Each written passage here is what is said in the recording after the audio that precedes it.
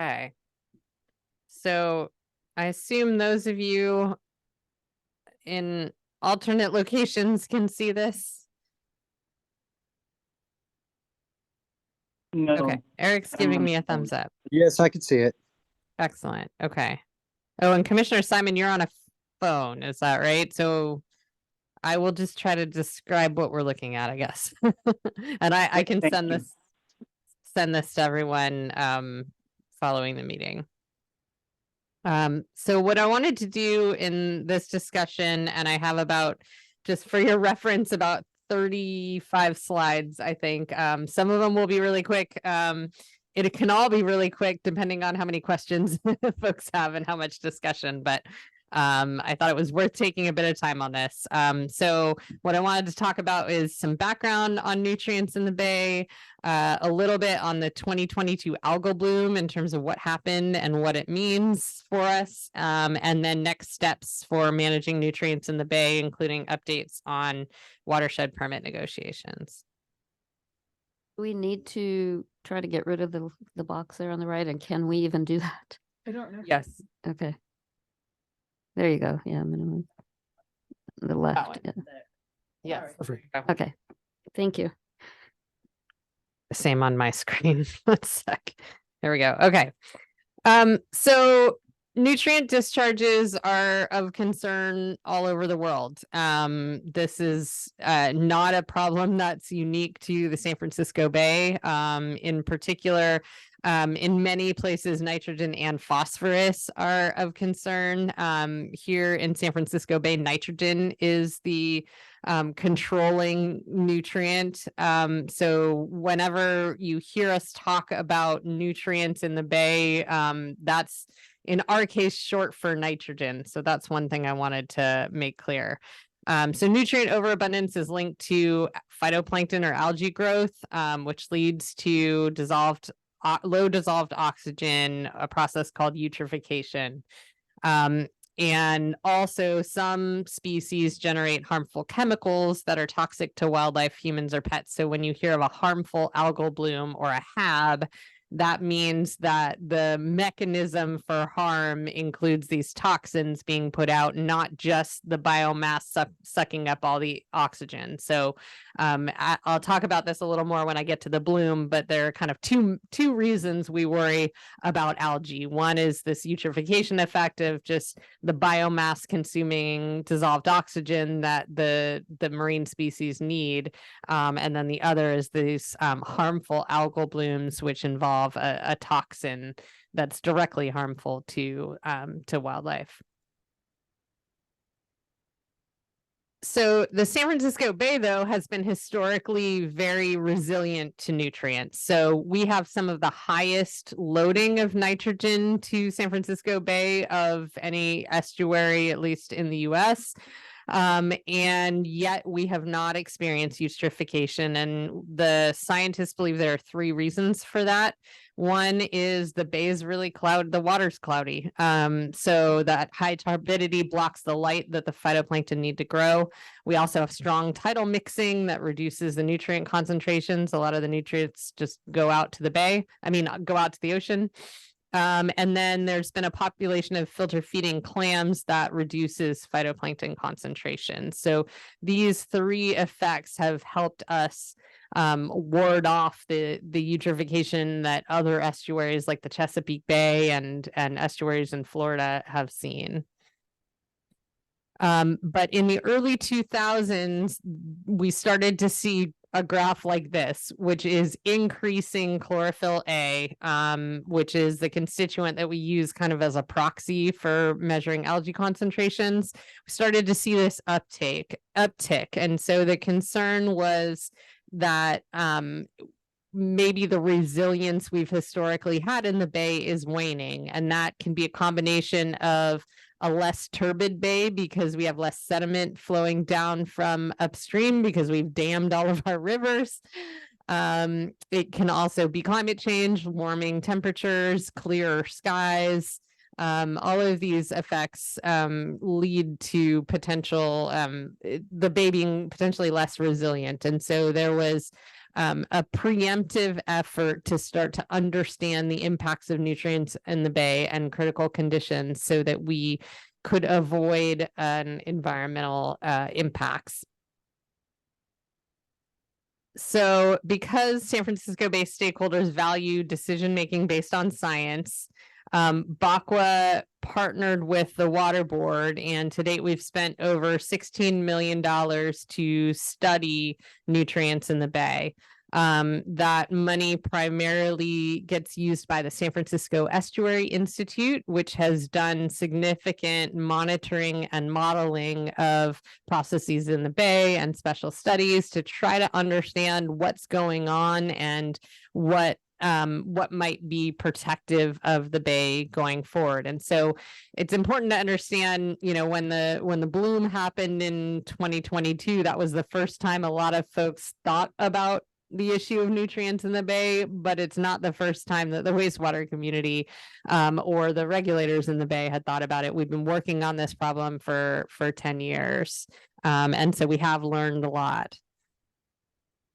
So we need to update this photo because a lot of these players are no longer engaged. But this has been a really collaborative effort between that young Jackie, yes. This has been a collaborative effort between the wastewater utilities through BACWA, the Regional Water Board, San Francisco Estuary Institute, San Francisco Baykeeper is a part of this.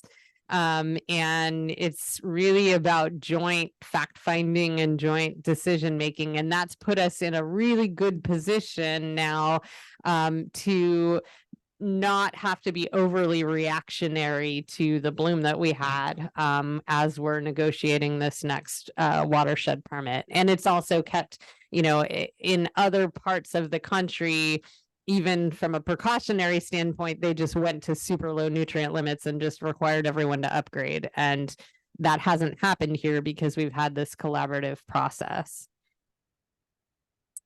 So there have been other water quality issues where the wastewater message has been, well, we're a de minimis source, and so, you know, let's focus on other sources. Mercury was a good example of that.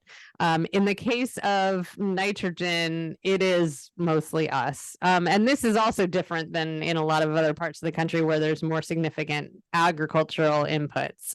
In the San Francisco Bay, there are 37 wastewater treatment plants that discharge to the bay, and together that adds up to about 2/3 of the annual nitrogen loads. But we are varied in terms of the size and complexity of the treatment plants and the nitrogen loads from the treatment plants, and that means that having a bay-wide approach is beneficial, but has its challenges in terms of how do we allocate responsibility for this. So in 2014, the Regional Water Board adopted the first nutrient watershed permit. This was not the first watershed permit. There was a watershed permit that we're still operating under for mercury and PCBs. So this is an approach that our water board has taken that, again, is unique in the country in terms of being able to lump together wastewater dischargers into one collaborative permit. The first permit included effluent monitoring, an analysis of trends that is presented each year through a group annual report that's submitted by BACWA, support for the scientific studies that I mentioned earlier. And then we did a study. HDR was the consultant that developed it, looking at the options and costs associated with different levels of nutrient treatment at the 37 wastewater plants. And I'll talk about that a little bit more later. That permit was then reissued in 2019. And the underlined portions of this graphic are what was new versus watershed permit number 1. So we added influent monitoring in addition to effluent. We increased our support for the scientific studies to $2.2 million per year cumulatively for the Bay Area. And then to complement the study that was done looking at traditional upgrades for nutrients, we did a study looking at recycled water and nature-based solutions as multi-benefit approaches to nutrient reduction. I also copied in here because it's particularly relevant to the EBDA agencies, and we'll circle back to this language regarding early actors. So this is verbatim from the permit. It says, if the most up-to-date scientific information indicates that nutrient loads must be capped or reduced, the Regional Water Board will recognize early actions when considering compliance with nutrient load caps or reductions in a subembayment. This will likely result in findings that no further actions by these dischargers will be necessary for the design life of the associated capital improvements, provided that other dischargers can implement capital improvements to reduce nutrient loads below the subembayment cap. So first, just to clarify what the word subembayment is talking about, the bay, let me go back to this slide. These lines on this map indicate distinctions of subembayment. So you can see we have Sassoon Bay, San Pablo, Central Bay, South Bay, Lower South Bay. So we, in our reporting, we've been aggregating loads according to those subembayments. More recently, that's been, and it was thought at one time that we would have caps based on those subembayments. And so that's why that language is in there. More recently, we've been talking about bay-wide caps. And so I'll return to that, but I just wanted to define what that word was in case anyone was wondering. But the more important take home from this language is that the intent by the Water Board was that those agencies that were moving forward in advance of being required to would not be in a no good deed goes unpunished situation, and that they would be moved to the back of the line if further upgrades were needed. And the Water Board has expressed intent to continue to honor this concept, but exactly what that looks like in the next watershed permit is a big part of what we're going to be focusing on in the next few months. So this watershed permit did not include any limits. It just included, these studies and reporting requirements, and then it sort of foreshadowed future load caps in the fact sheet by having a baseline loading and potential target loads.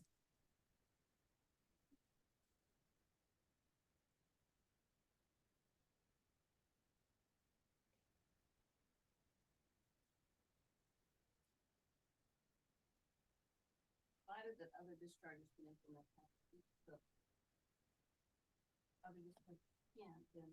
well, yeah, so a couple things with this.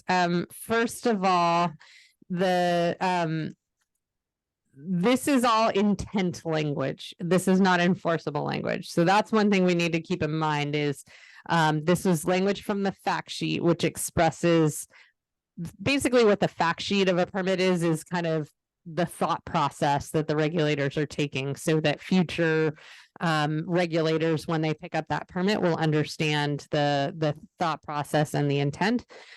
So this does not commit them to anything. So that's one issue. And we'll talk about, my next slide that I just flipped to, but I'll go back in a moment. It was about the game changer that the bloom represents. And so they may say, well, that's a game changer, and therefore, we can't honor this, and they would be within their rights to do that. I don't see that happening exactly, but that's just something we need to keep in mind.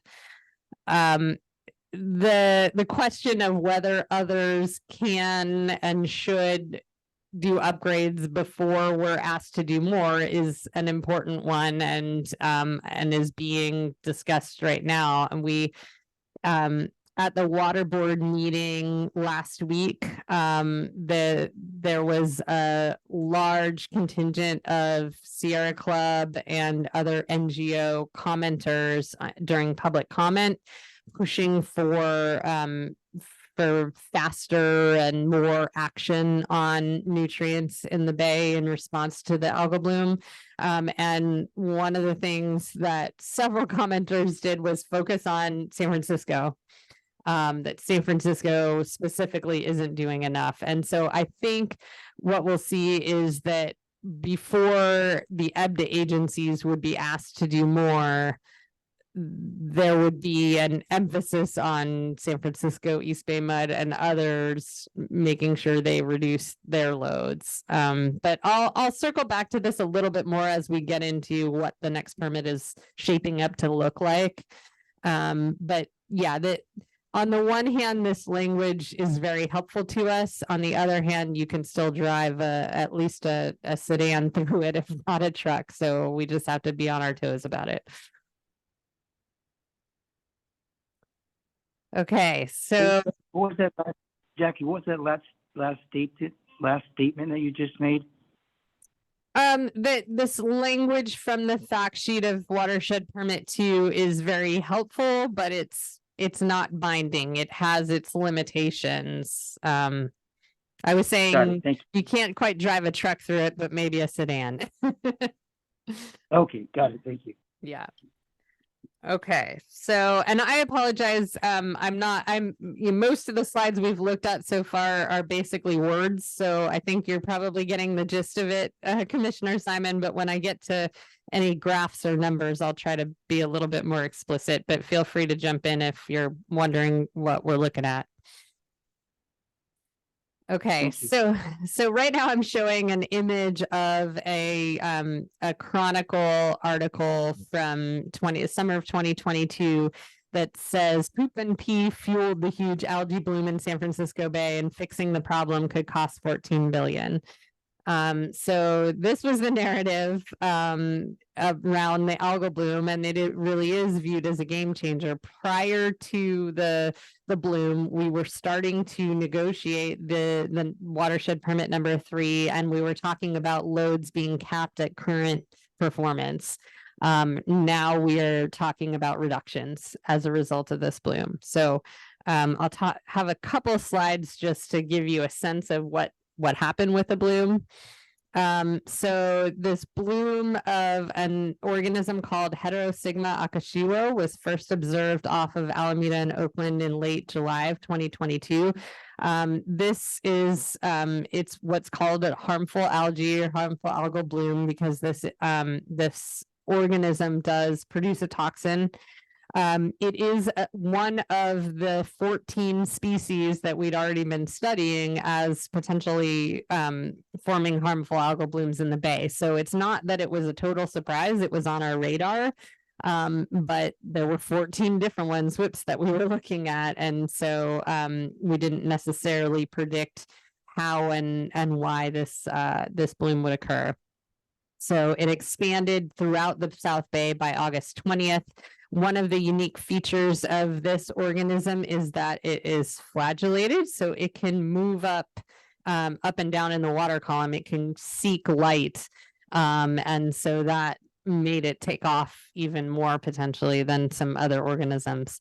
And you can just see, I have a graphic here that's showing kind of the spread of the bloom in the darker colors over the course of August last year.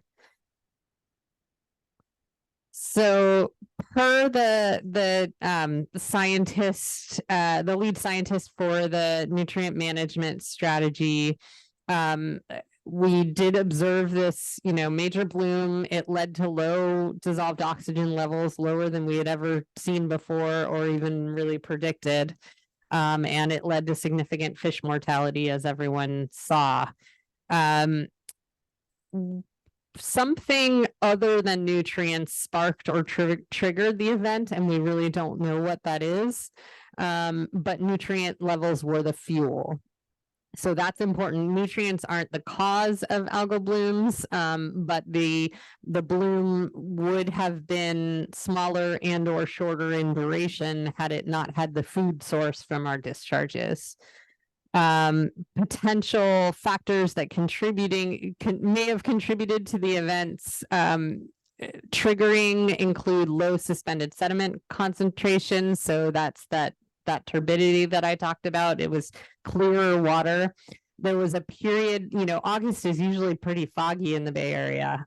So again, sunlight limited, and this was a prolonged period of sunny skies, which is, it's nice when we're out and about, but not good for the Bay in this case. There were also windows of calm winds. So these are all the sort of lines of investigation that the scientists are pursuing, but we really don't know the answer of what tipped it off.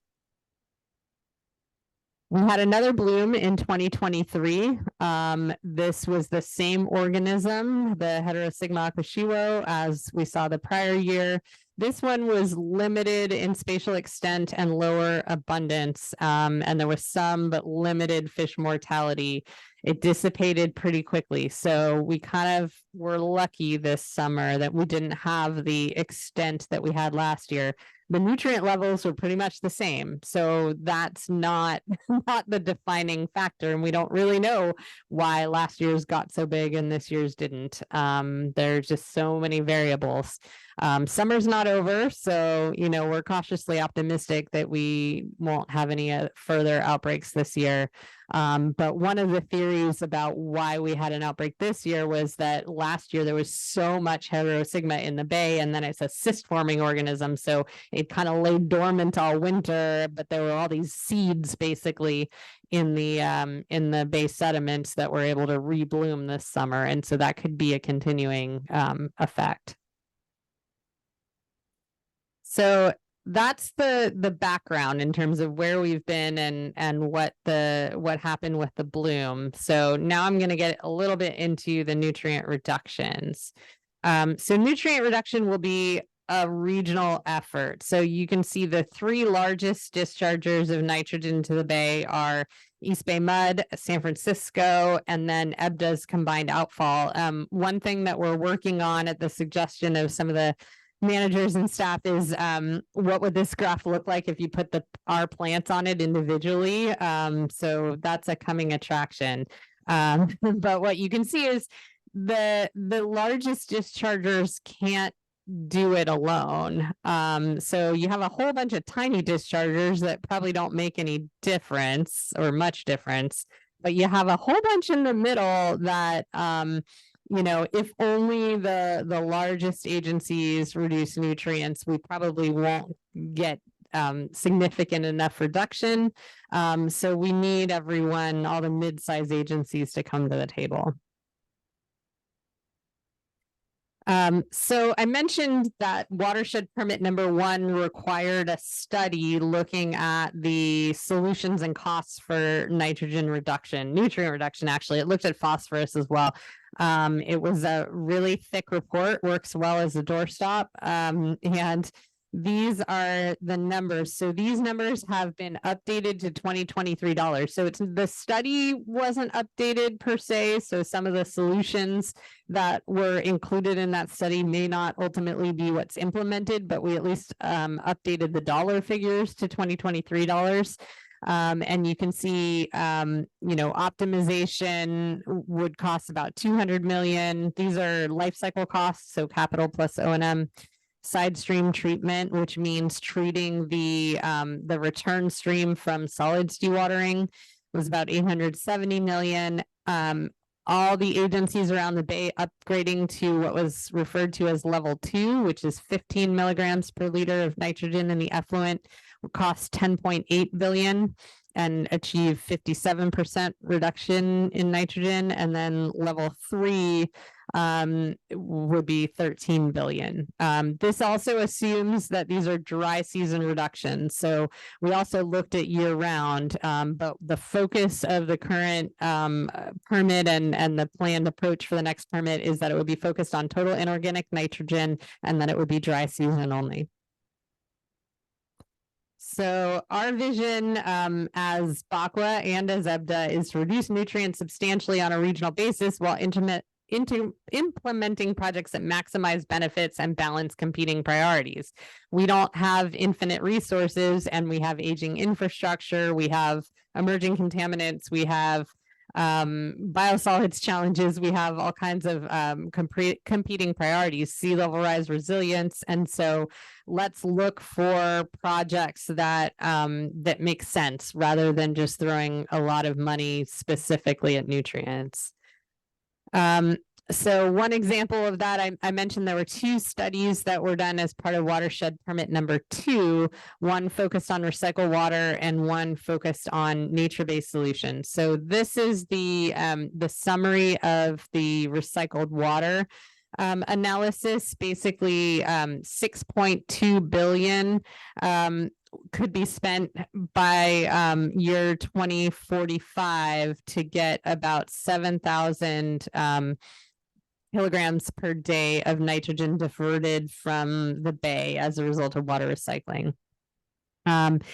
These confidence levels are important because what agencies are actually, wastewater agencies are ready to put on the table in terms of water recycling is pretty limited because of these collaboration and partnership issues that I mentioned. A wastewater agency, many wastewater agencies, including most of ours, can't alone commit to a recycling project. There needs to be a drinking water partner. So these confidence levels kind of reflect things that we might like to do if the stars aligned in the future. The other important takeaway from this is that this is not the cheapest way to reduce nutrients. And so in order for these projects to be what's selected for nutrient management, we need to account for the other avoided costs and benefits associated with the water supply piece and other benefits to water recycling. We also did a regional nature-based solution study, which looked at the opportunities for things like wetlands and horizontal levees to remove nutrients. And our agencies have been heavily involved in this. So I'm going to kind of skip through it.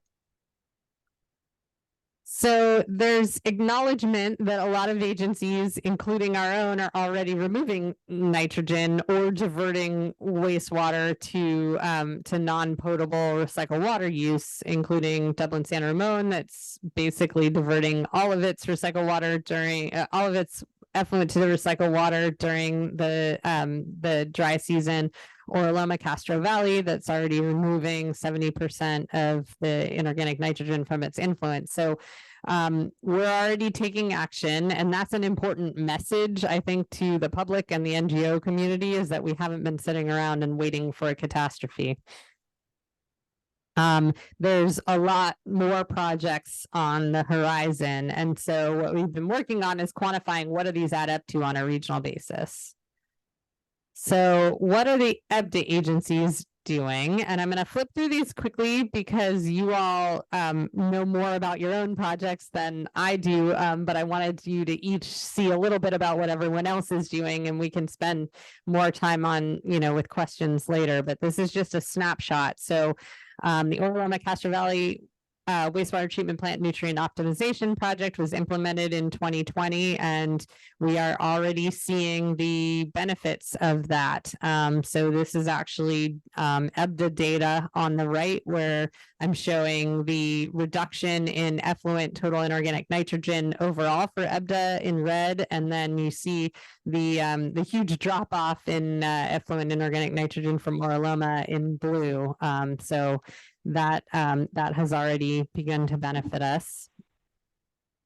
San Leandro is working on a treatment wetland, a pilot scale at first, that will divert about 1 million gallons of their effluent in the dry season and treat it for nitrogen through this treatment wetland before directly discharging to the bay.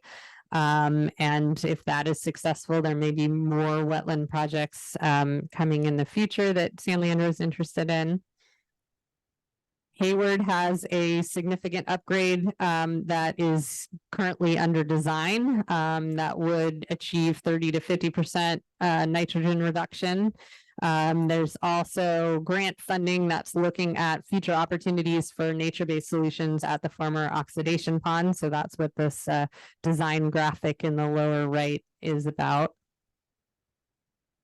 And then Union has the ETSU project, Enhanced Treatment and Site Upgrade Project, where they're expecting about a 50% nitrogen reduction. So as far as this negotiation, EBDA is in a really good place because we're already underway. And so our objective is just to be recognized for these projects that are already underway and not, you know, as we talked about earlier, being asked to do more beyond what we're already planning. So this is what the nutrient watershed permit 3 is shaping up to look like. It's those same 4 components that were in the other 2 permits. In terms of science, we're looking at a similar funding level with improved project management and communications, because we've had some challenges getting the information out of the scientists at times in a digestible way. And in terms of regional planning, there would be some regional effort looking at a list of projects and forming the basis of a potential trading program in the future. But all of this is overlain with implementation of load reduction projects to meet final effluent limits. So I'm moving quickly through this now because we've been spending a lot of time, but want to make sure everyone kind of gets the gist of this. So the way the permit will be structured is that there will be interim limits that will be enforceable on day 1 of the permit, which is next year.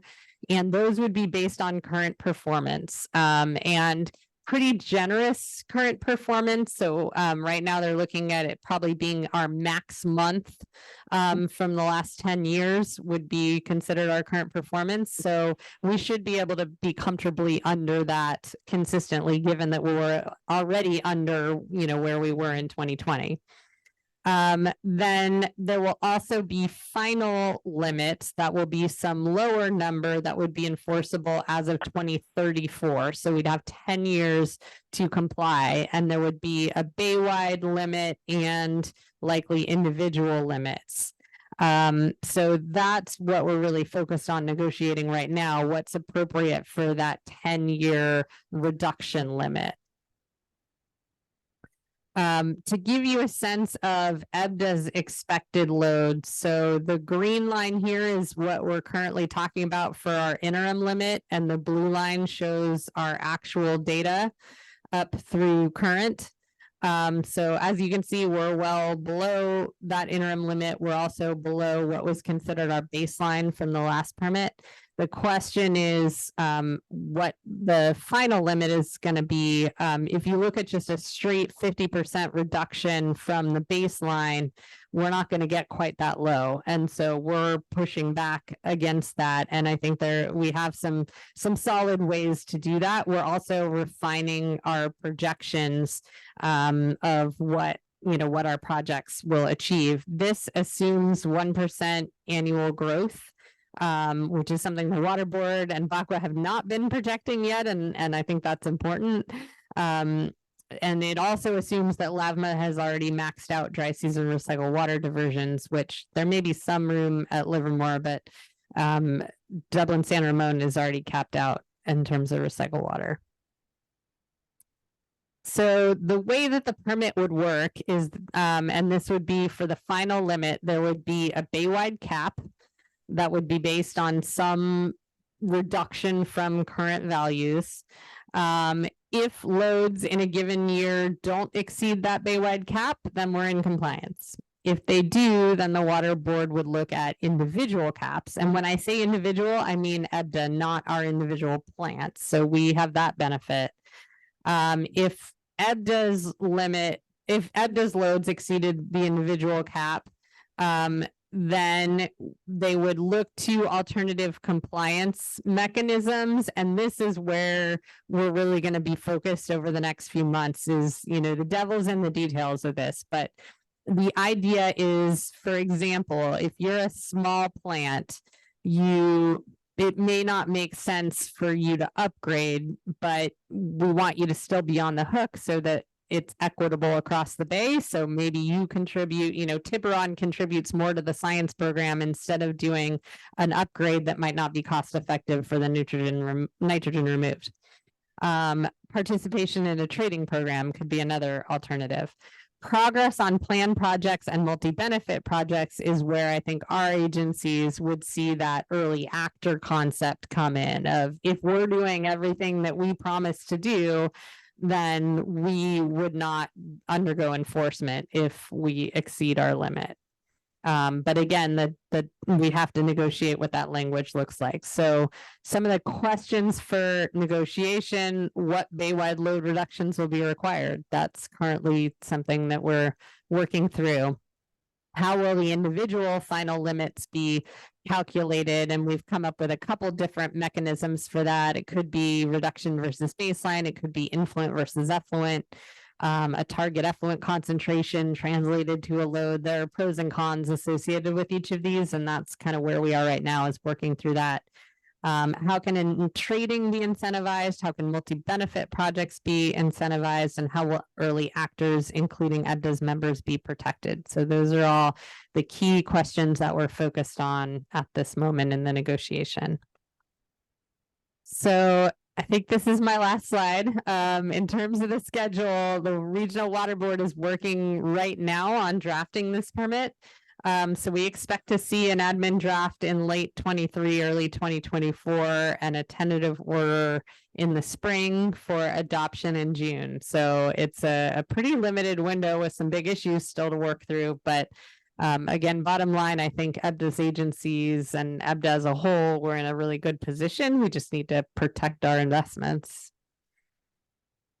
I do have one more, which is the communications plan. So all of this is already requiring significant investments, and it's going to require significant additional investments. And so it's important that we are a bit more proactive in our communication to the public than we have been historically. And we've talked about this with this commission before.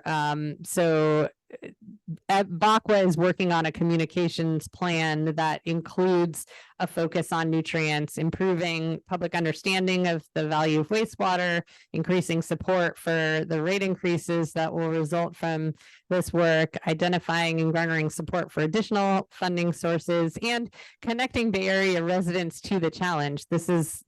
Nitrogen is not something that we create in wastewater plants. It's something that we receive from every individual Bay Area resident and process on their behalf. And so making sure that is clear, and getting more articles like the one that's featured on the right here about fighting future red tides in the San Francisco Bay, featuring our projects and Jimmy on the cover of the paper.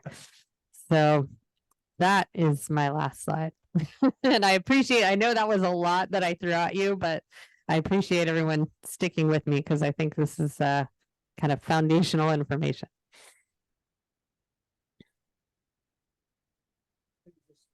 I have a question on your last slide or your last discussion. I didn't see the slide. Improving the communication plan, you say residents, what can residents do to reduce nutrients? Should they get rid of lawns so they get rid of fertilizer, or are we providing recommendations on how they can reduce nutrients? Unfortunately, no, unless urine separating toilets become a thing. There's not a whole lot, unlike some of our other messages of don't use products that contain PFAS and microbeads and so forth. This doesn't really have a pollution prevention message. It really comes from people. But I think what we want residents to understand is that they have a role in paying for these upgrades and in kind of supporting a balanced multi-benefit approach, that it's not just those agencies over there need to clean up their act. So there's nothing residents can do to reduce nutrients? I know going to the bathroom they can't stop, but is there any other products? I thought fertilizers in lawns attributes to this. That probably contributes to the 1/3 of nutrients that aren't discharged through wastewater. I could look into that a bit more, but it hasn't been our focus. Okay. Yeah. There's a lot of, I think we've had discussions about a lot of laterals, private laterals, sewer laterals are busted. I don't know what it is, 80% or something, some huge number. And yes. that just goes right into from the lawn to the sewer system. That might be another reason to require individual homeowners to fix their laterals. That's an interesting question. I'll look into that a little bit. Thanks. This is more of a historical perspective. When these algae blooms first started, the regional monitoring program took a look at the sediment loads to the bay, and they concluded that obviously the big loading to the bay occurred during the gold mining times with all the placer mining, and that has had a continuing effect on the bay until they figure about 2000, when that sediment load seemed to be starting to reduce. They also have SFEI as one of the contractors for the regional monitoring program, and they have a group of people that look at historical ecology. So they were trying to think, well, there really isn't much known about the health of the bay before the gold rush. But they did make an observation that when the Russians occupied the north coast, they harvested sea otters from the bay. And someone basically assumed, well, if they were harvesting sea otters, the bay must have been full of kelp, because that's what sea otters need to live in. So that at one point prior to the gold rush, the bay was very healthy, probably very clear. And, that's the way it used to be. And maybe someday it might be like that, but we do have to reduce the nitrogen loads. Yeah. So that's my historical comment. That's interesting. We talked about it at length at the committee meeting, so a lot of the presentation slides have answers to my questions. Anything else, Commissioner Azevedo? Okay,